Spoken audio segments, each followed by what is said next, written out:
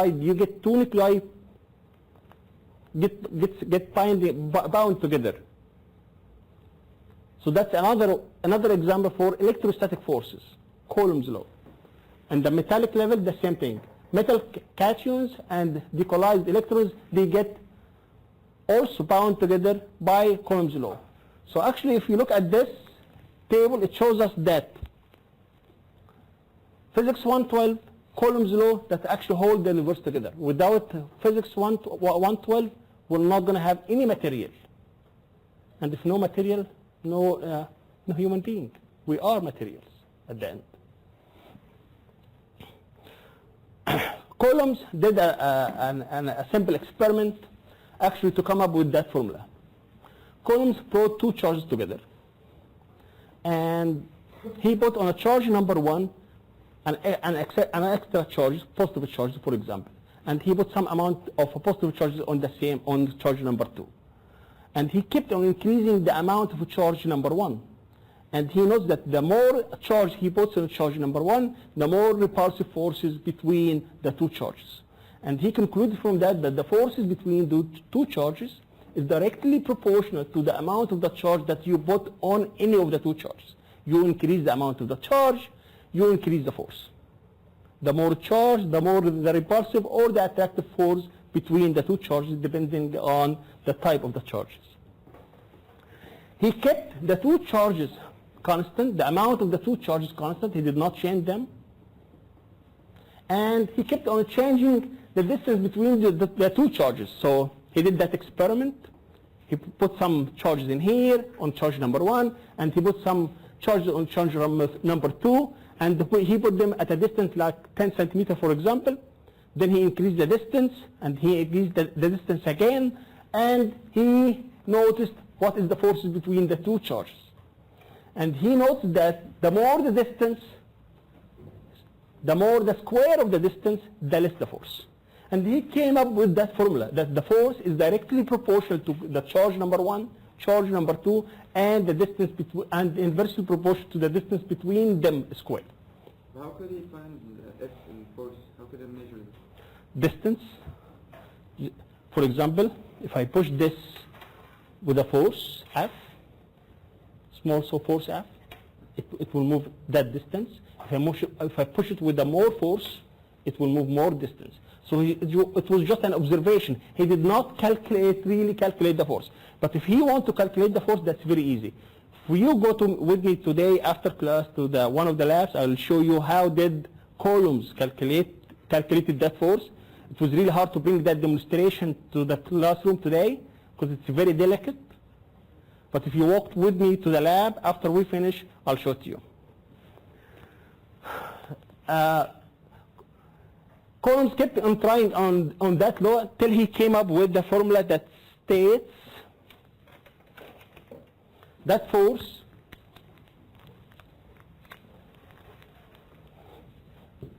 equal to some constant K times Q1, Q2 divided by the distance between the two charges squared. That K, that's Coulomb's law, Coulomb's constant. Coulomb's constant. And he notes that Coulomb's constant equal to 1 over 4 pi epsilon 0. 1 over 4 pi epsilon 0. It depends on a constant 4 pi and epsilon 0. What's epsilon 0? Epsilon 0, that depends on the medium between the two charges. If it's air, it will have some value. That's why we call it epsilon 0. Epsilon 0 means this is for air or vacuum, to be more accurate. It's for vacuum. And it has some value. Forget about the numbers for now. And if it's water, for example, this quantity is going to change. So we call this the permittivity of the medium. So that constant, epsilon, that depends on the medium between the two charges. And it changes from a medium to another. Some kind of coefficient. Some kind of a coefficient. It's permittivity of the medium. So that's Coulomb's law. Last time in class, we showed how to find the directions of Coulomb's force. Ala is positively charged. Ahmed Ala, raise your hand so they can see you. Ahmed Ala has a positive charge and I have a positive charge. So regardless of the amount of the charges on the two of us, but we know that the two of us are positively charged, okay? Okay guys? Good. Now, what is the force from Ahmed Ala on, what is the direction of the force from Ahmed Ala on me? Direction, only direction. Towards you. It's in that direction. It's in that direction. Okay? What is the force on Ala from me? It's in that direction. Because the two of us are positively charged, so we're going to repel each other. We're going to push each other away from each other. So Ahmed Ala should move in that direction. So his force, the force on him is going to be along that direction, and I should move in the opposite direction. So the force on me is going to be along that direction. So we know now the direction of the forces between Ala and I. Now assume that Ala has a negative charge, and I have a positive charge. Again, Ala has a negative charge, and I have a positive charge. What is the direction of the force from me on Ala? So Ala, actually, he will try to pull me. So the force on me from Ala is going to be along that direction. Right? He's a negative charge and I'm a positive charge. So the force on that charge from the negative charge is going to be along that direction. And the force on Ala from me is going to be along that direction. So we're going to move along those two directions. Ala is going to be affected by a force along that direction, and I is going to be affected by a force along that direction. Now we know how to find the direction of any force, of any electrostatic force direction. But my description now is not really a scientific way to describe the direction of the force. We know from Physics 111 that if you need to describe the direction of any vector, and force is a vector, you need a coordinate system. So last time in class we said, during this whole course, I'm going to say this is x-axis, this is y-axis, and that's z-axis. And you guys notice that I moved to the corner of the room because I have to choose an origin. So this is the origin of our universe for the rest of that semester. This point is the origin of our universe for the rest of that semester. This is positive x, this is positive y, and that's positive z. Someone will say, no, I'm going to choose my place right now to be my origin. Am I right? Yes, you're free to choose the origin the way you want. You're free to choose your coordinate system the way you want. But once you choose it, you fix it for the whole problem. For the same problem, you fixed your coordinate system, and you go on by that coordinate system, you continue solving the problem. So now we know the directions, x, y, and z. Now, Ala, are you sending me a message? Okay. Ala has a positive charge, and I have a positive charge. In a scientific way, I want you to find out the direction of the force from me on Ala. Positive y. Correct. Because we have chosen, this is positive x, that's positive y, and I'm asking you guys about the force from me on Ala. We both are positively charged. Okay, good. We both are negatively charged. What is the direction of the force from me on Ala? Same direction, positive y. That's the direction. Now, what is the direction of the force from Ala on me? It's going to be along that direction, like what we said before, and this is negative y. Okay, guys? Good. I forgot your name. What's your name back there? Yassine? Basil. Basil has a positive charge, and I have also a positive charge. Okay, guys? I'm located at the origin. Basil is located somewhere else at positive x and positive y. We need to find the force from me on Basil. Direction only. Direction only. It's along that direction. right? But we need to describe that direction in a scientific way. Yeah, some kind of x plus y. So if we can write that force from me on Basil like this. The force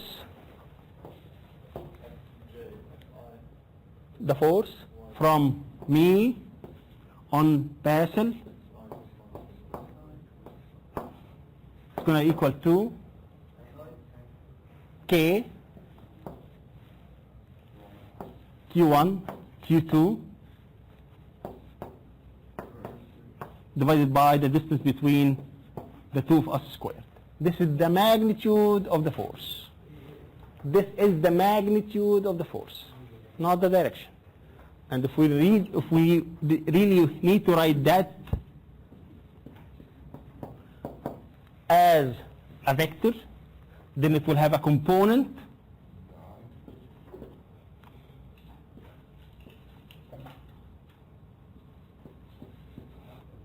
Basil along the I direction plus some component me Basil along the J direction. Along the X direction, we'll have a component along the X direction, and that have a component along the Y direction. This is the magnitude again. I'm missing something in here.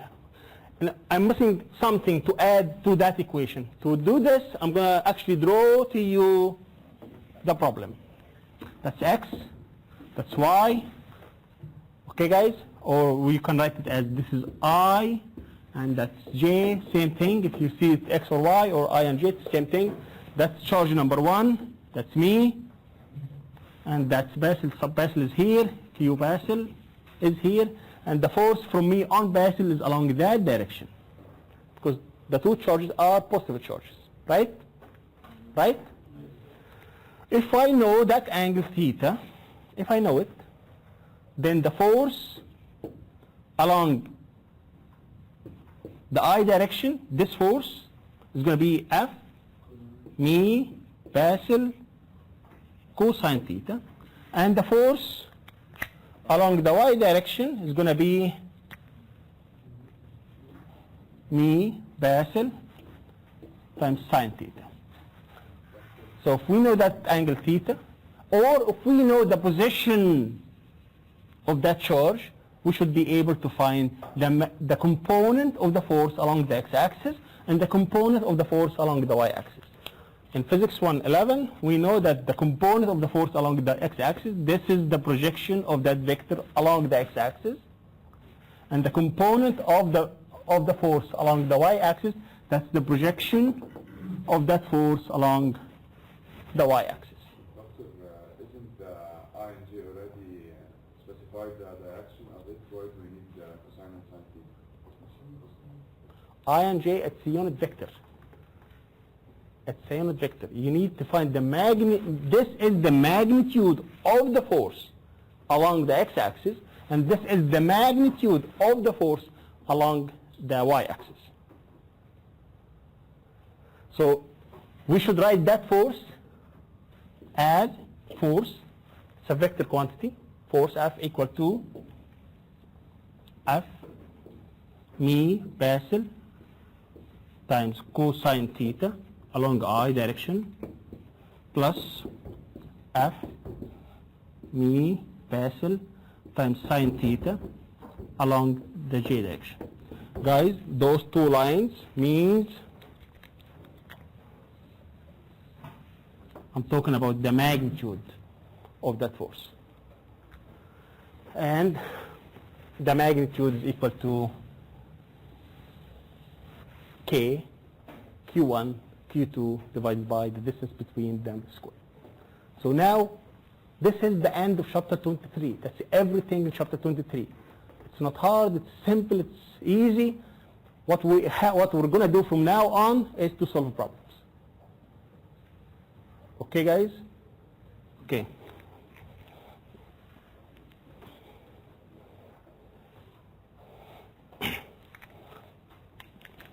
So, if we have two charges, Q1 and Q2, Q1 and Q2, and distance between them is R1, 2. The distance between charge number 1 and charge number 2. So the forces between them, F1, 2, as a vector quantity equal to 1 over 4 pi epsilon 0, that's the constant, K, Coulomb's constant, times Q1, Q2, divided by the distance between them squared, and it has, that force has a direction. That's why we put the direction of the force as a unit vector notation. That constant, 1 over 4 pi epsilon 0, or K, I call it K sometimes, the book also calls it K sometimes. It's equal to 9 times 10 to the power 9 Newton meter square per coulomb.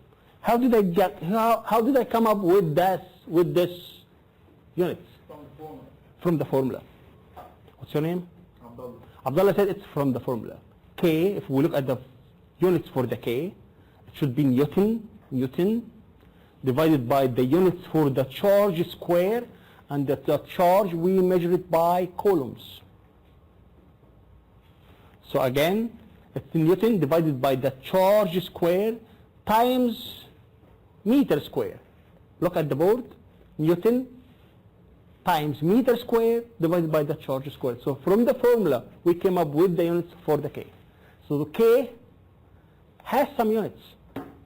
It's Newton meter square divided by coulomb square, and of course do not memorize this because I expect that you should be able to deduct the units for K from the formula itself. The formula itself, do not memorize it. It's going to be in the formula sheet as we agreed upon.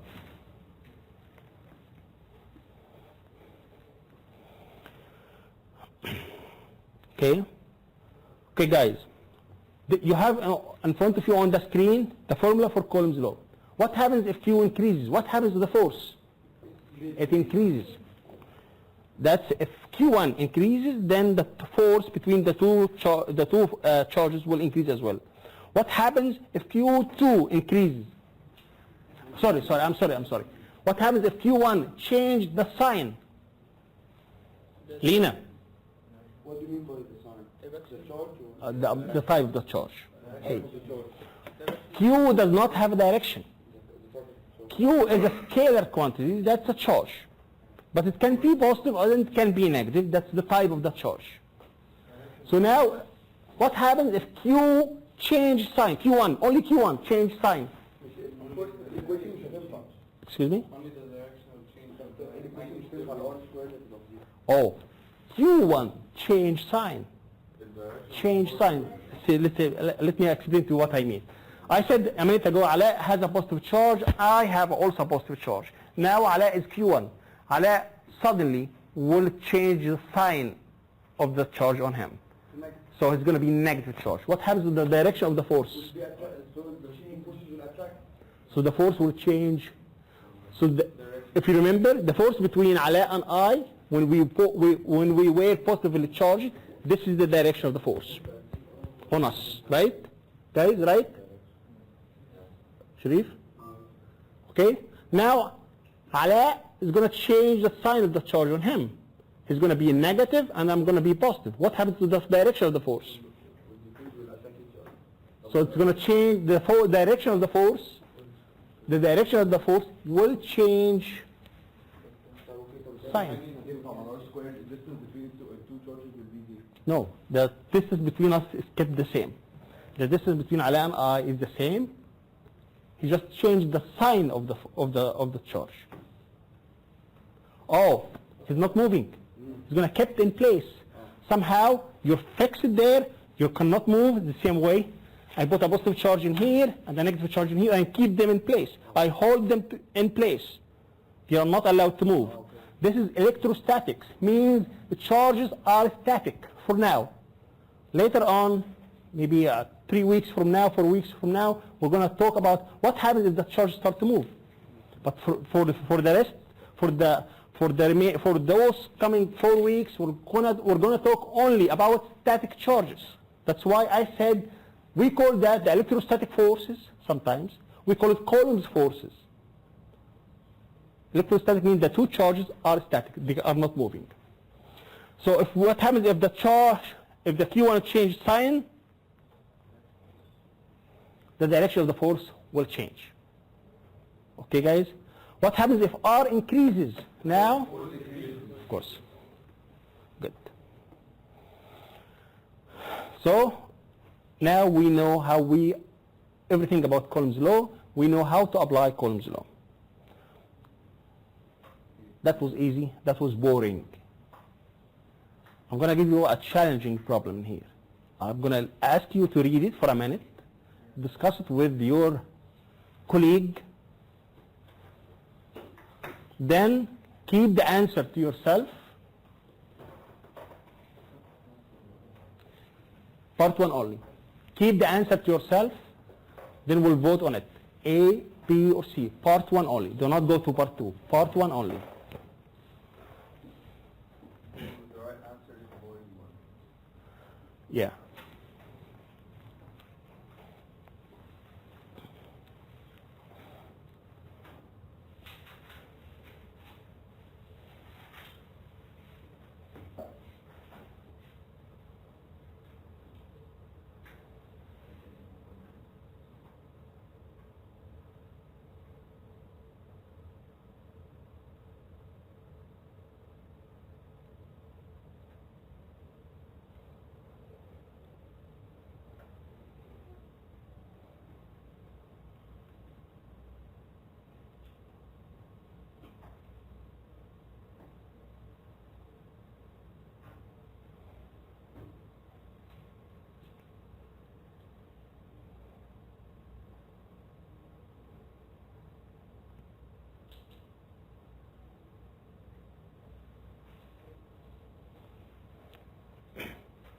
Okay, let me summarize the problem for you guys.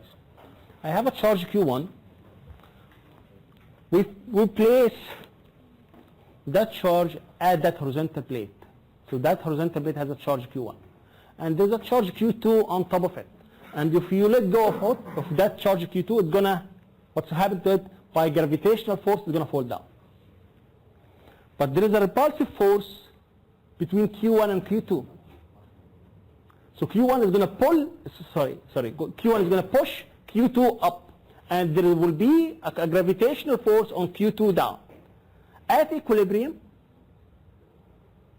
that means that when the electrostatic force, when Coulomb's force up equals to the mg down, Q2 will stay flying in the air, somewhere, flying in the air, at a distance equal d12. Okay? Now I'm going to replace Q1 by another charge Q3, and I'm going to keep Q2 the same. I'm not going to change it. And I will do the same experiment again. And when we do the same experiment again, Q2 is going to come to a closer distance to that plate, to that horizontal plate. And that distance is going to be D23. Now, which one of those statements is the correct statement? A. The charge of Q3 has the same sign of the charge of Q1. The charge of Q3 has the opposite sign as the charge of Q1. I cannot actually determine the relative signs of the charge of Q3 and Q1.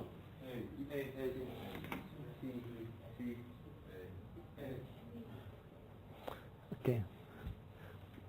This is when physics get interesting, actually, when we get different answers. Who's N for A?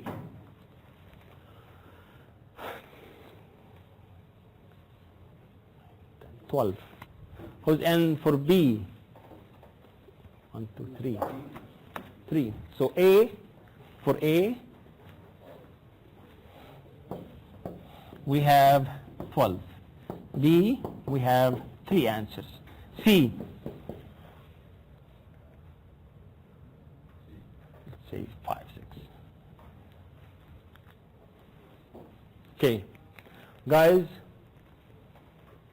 for the people who gave us answer C, why can't you find the signs, the relative signs between Q3 and Q1? So? What is the direction of the force Q3 and Q1? Q3 and Q1, not Q3 and Q2. I'm talking about Q3 and Q1. What is the forces? What are those? Is Q1? I'm sorry, are Q1 and Q2, do they have the same type of charges? Do they have the same type of charges? Who said no? Why not?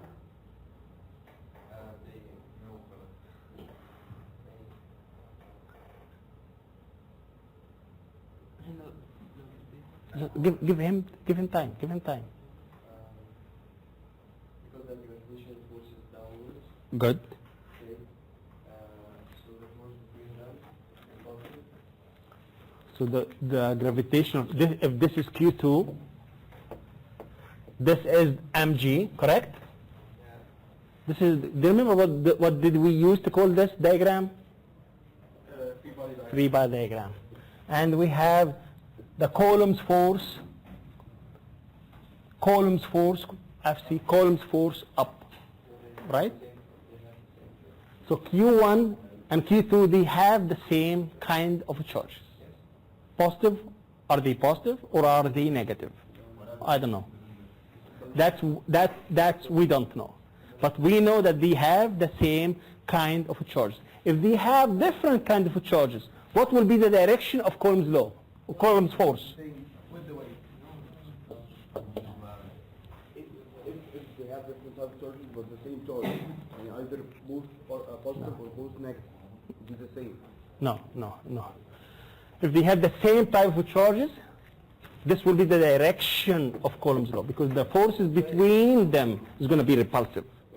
Okay? But if they have different kind of charges, one of them is positive and the other one is negative, which I don't care, this will be the direction of Coulomb's force. Okay? Now this is not the case. We know that since they reach equilibrium, this is the correct free body diagram. This is the right one, is the correct free body diagram. So we know that Q2 and Q1, they have the same type of charges. Ala. Now we're going to replace Q1 by Q3. The same happen but less force. Same happen, the same thing happen again, but With less force. was less force. Less, which force of them? Less gravitational force? magnetic, يعني the force we knew the force, the Coulomb's force between them. Good. I forgot your name. Ahmed is saying, well, something is going to happen again. You're going to have the same direction of the force. You're going to have repulsive force, but less magnitude. The magnitude of the force is going to be less. The magnitude of the force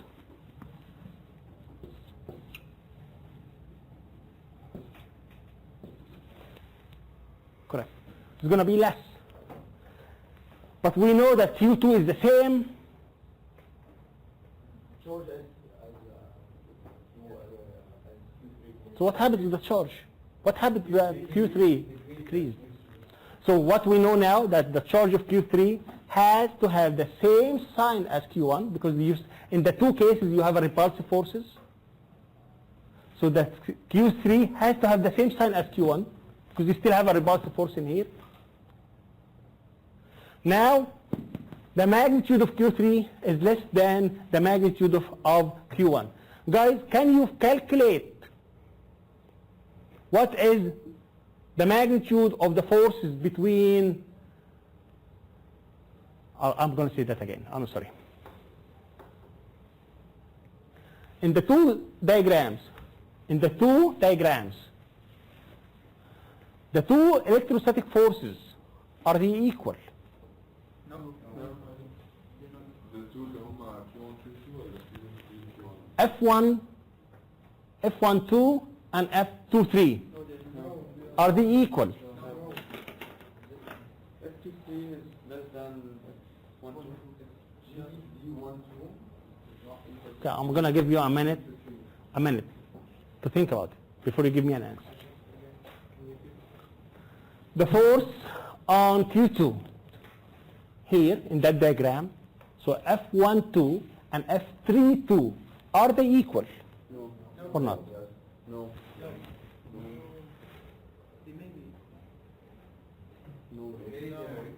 Okay, guys, just keep the answer. You can actually discuss it with your colleague. Then we'll we'll get back to you when you actually have an answer for this. I think you're rushing it. Just wait a minute. Think about it. The force on Q2. The force on Q2 in the two cases. On Q2. They're definitely not the same. Are you sure? I disagree. You disagree? The force on Q2.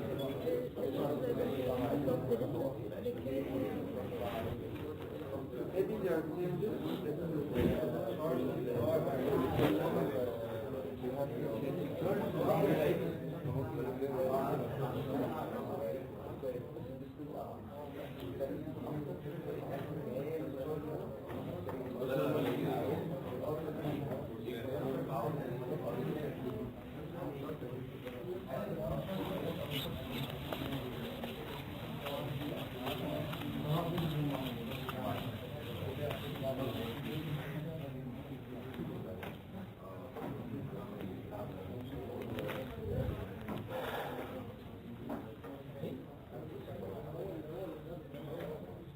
Okay?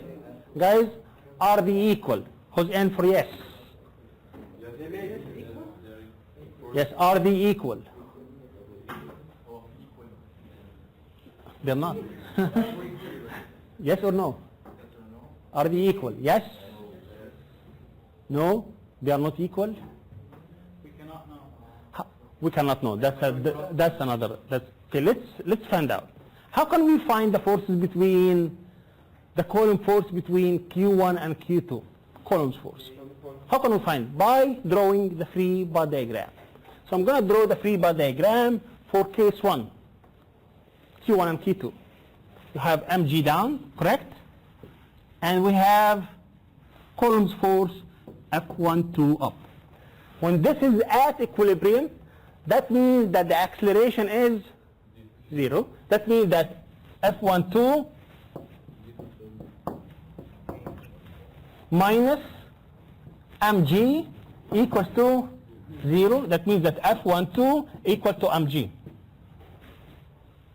M2g. Okay. Now, on the other diagram, that's M2. We have M2g down, and we have F3 2 up. When this is at equilibrium, that means that the acceleration again is 0. When we apply Newton's second law that states that sum of the forces equal to mass times acceleration, the forces on that object equal to F32. Again, this is my coordinate system. This is I. This is J. That's why I said F32 is positive, because it's along positive Y. Minus, plus negative M2G. I'm just doing some review for Physics 111 as well. It's a negative because it's along the negative Y. Positive times the negative, you get negative. Equals to 0, and 0 because the acceleration is 0. This is static, it doesn't move. When it's at equilibrium, it doesn't move, so the acceleration is 0. That means that F32 equal to M2G. Look at this. Both of them equal to M2G. The mass did not change. The two forces are equal. Someone will ask me, how come you changed Q3? You changed the magnitude of Q3. How come? But we changed the distance as well. So you changed Q3, Q1 by Q3, but you changed the distance as well. You kept the force constant. Isn't the distance decided on by the magnitude of the force? But the magnitude of the gravitational force. Well, if you have a stronger Q1, it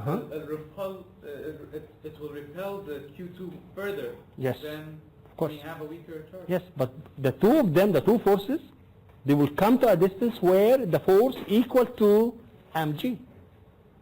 Oh, so you mean the total force on Q2? The total force on Q2, yes, is going to equal to mg. In the two cases, it's equal to mg. The charge will come down until the column's force on Q2 equal to mg, then it will stop.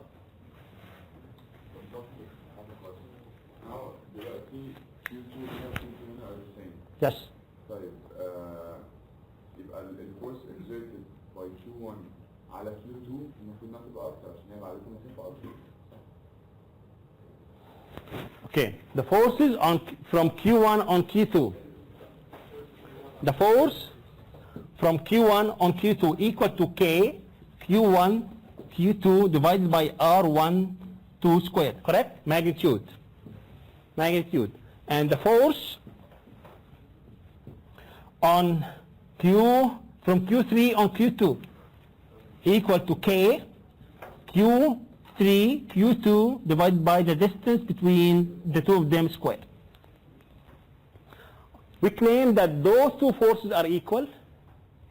Yes, we know that we decrease the amount of Q1 and we replace it by Q3, but you also decrease that amount, that distance between them.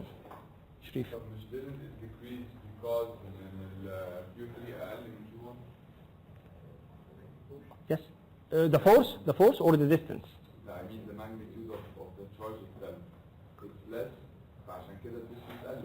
Oh, okay. Sharif, if Q2 is up there at the same position, again, the forces between them, Q2 and Q3, is going to be less than the force between Q2 and Q1. If Q2 is at the same position as it was before, then the forces between them, in that case, is going to be less. The force on Q2 is going to be less than the force on Q2 in that case. But since Q2 has moved down a little bit, then the forces is going to be the same. And the charge would decrease. Yes, if you keep the distance constant and you decrease the charge, if you keep the distance constant, Abdullah, if you keep the distance constant and you decrease the charge, then the force will decrease. But if you change the two of them, then you can get anything. In that specific case, the force will stay constant because it's determined by mg, m2g, the gravitational force on Q2, which is constant in both cases because we did not change Q2. Okay, guys? Okay, So it's like an equation with two variables. I mean, Q1 are the most interesting ways to make constant. Yeah. Guys, Mina, Attabi, Faisal, you have time? 1 minute? 5 minutes. And that's the answer and the explanation. You'll find it on the presentation.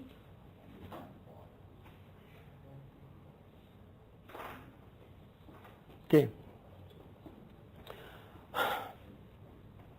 So every time are we going to take into consideration the gravitational force every time we do this kind of problems? If we have two charges, Atabi, if we have two charges, Q1 and Q2, are we going to take into consideration the gravitational force between the two charges also every time we do this? Well, let's compare. Let's find out. If you have two charges, the electric force between them is going to be K times Q1, Q2 divided by the distance between them squared. And the gravitational force between them, that's what we know from Physics 111, from mechanics, equal to G, gravitational constant, times M1, M2 divided by the distance between them squared.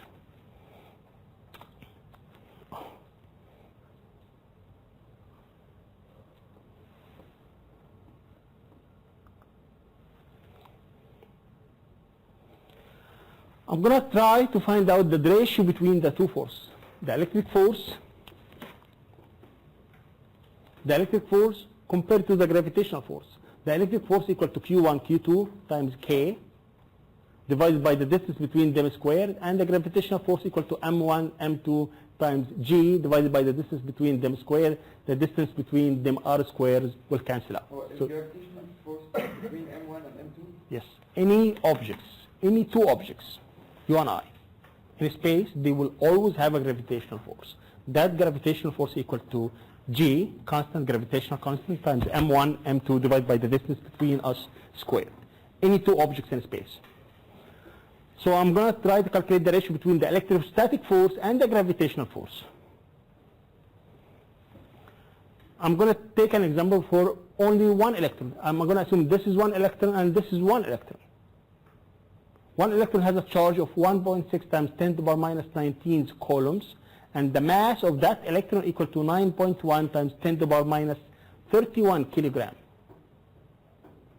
Okay, so I'm going to plug those values in here. Those are two electrons, so Q1 is going to equal to that, Q2 is going to equal to that.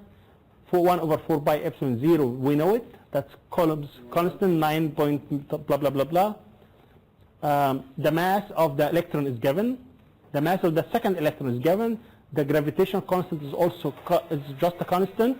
I do not memorize it. You can look at it in the book. But if you plug in the values, which we all know, we'll find that this ratio equal to 4 times 10 to the power 42.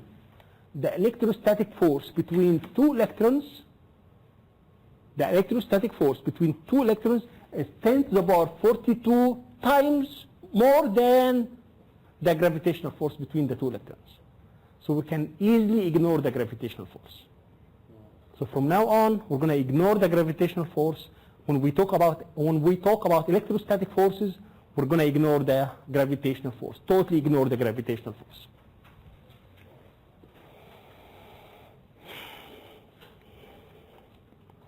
Okay, this is just a notation, just a revision for Physics 111. The magnitude of the force, we write it in that way, and it's given by K. I'm talking about Coulomb's force or electrostatic force, given by K, Q1, Q2 divided by R squared, and this is a scalar quantity. When I talk about magnitude of the force, this quantity, it's a scalar quantity. When we talk about the vectorial force, vector force F, it's given by this symbol, and it should be broken into three components according to our Cartesian coordinate system. An X component, Y component, and Z component. Unit vector notation, the unit vector R hat, it just tells us about the direction of the vector, but it has a magnitude of 1.